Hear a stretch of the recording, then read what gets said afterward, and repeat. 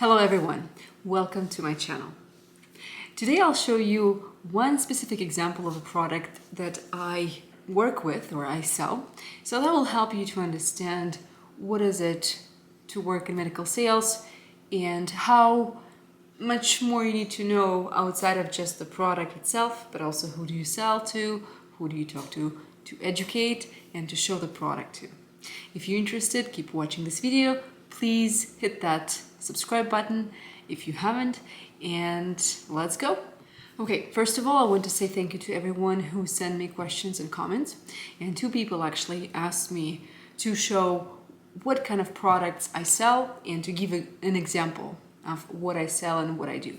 It's not easy to do because majority of products that I sell, they go directly to hospital and they are being implanted into someone's body, or sometimes they're being used during the surgery. So I cannot really make a video of that, or I don't think I can make it visual enough for you to understand what kind of product is that. But I decided to show a small product that is being used in neurosurgery for treatment of a specific condition, which is called hydrocephalus. And I'll show you how it looks like, and I'll tell you who do I talk to when I need to promote a product like that. So the hydrocephalus is the condition when people have cerebral spinal fluid collecting in someone's brain. And of course, when the fluid's being collected in the brain, it presses on all the structures, and of course it leads to some neurological conditions and symptoms. In one way to fix that problem is actually to redirect that fluid to somewhere else in the body. And in order to do so, neurosurgeons would drill a hole in people's skull, in the person's skull, and insert a catheter. So they're using a bunch of catheters to redirect the fluid. But in order not to remove all the fluid from the brain, because we need some of it there, they need to have a control mechanism, something that would control the flow and something that would not allow to overflow and will keep the pressure and the balance between what's flowing out and what's staying inside of the brain. So the mechanism that controls it is called valve, and I will show you how the valve can look like. There are many different types of valves on the market. Many companies are making them, and all of them have different features, different benefits for different types of patients, or different age of patients, or different symptoms. And I'll show you a couple here, but before I do, I just want to make sure, I just need to mention that I'm not promoting any product right now. It's not a promotional video. I'm not naming any companies. I'm not representing any companies at this moment of time. I'm just showing examples. So these are two options, two valves that can be used. So what they do, they connect valve to again, one catheter goes inside of the brain, gets connected to the valve. Valve is being implanted underneath the skin of the patient, right on the skull. And then another catheter goes all the way down underneath the skin to a different cavity in the body. This is how the fluid's being redirected. Catheters, it's also a medical device, and they're also being made by a number of companies. It can be different catheters, different materials, different diameters. So the salesperson would know all the specifications of the products that salesperson carries in the bag.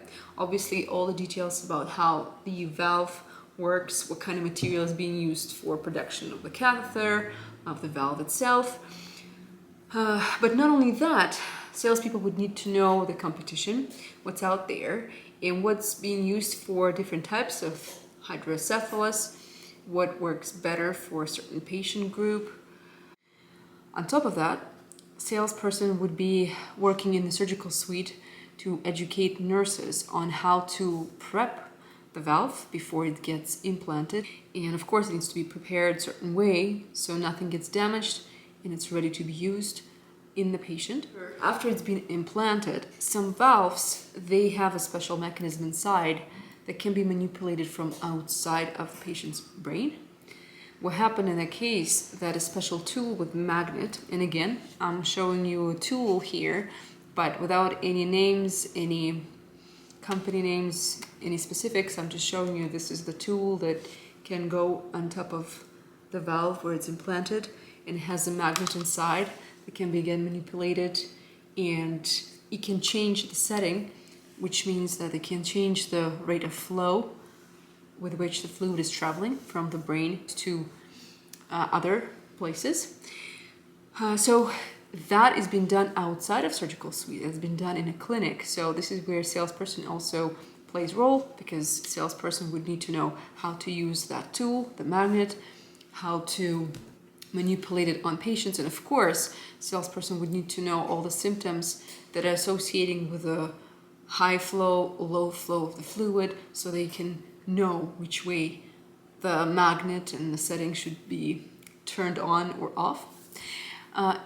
That work happens outside of surgical suite, so salesperson would communicate that not only with surgeons but also with nursing staff, nurse practitioners, because they also part of this process, or residents, or even emergency doctors, because they see sometimes patients with some symptoms and they can change the setting. They can test and see if the valve is set in the right way. Not only that, salespeople would need to know how to read the X-ray of the valve and talk to X-ray techs, because that's another way to check what's happening with the valve and the patient, and they need to educate X-ray techs on what to look for in a specific valve when they look at the X-ray of the patient. I know it's a lot of information. I've covered a lot of information just in a few minutes, but the idea is just to show you that the process sometimes of bringing something this small into the hospital and to be used on patients with just one condition out of so many sometimes takes a lot of work, and it takes a big network of people that salesperson, the representative of the company, would go and talk to and work with in order to succeed in treatment of one patient or just a cohort of patients with a specific condition. I hope this gives you a little bit more clarity on what is the work of surgical medical salesperson and why it's important to have certain knowledge of anatomy, physiology, and also not just that, but also the communication skills and business skills. And it's just a group of skills that you need to develop in order to succeed in this. I hope this video was helpful. Please leave me your questions if you have any, and I'll see you in my next video.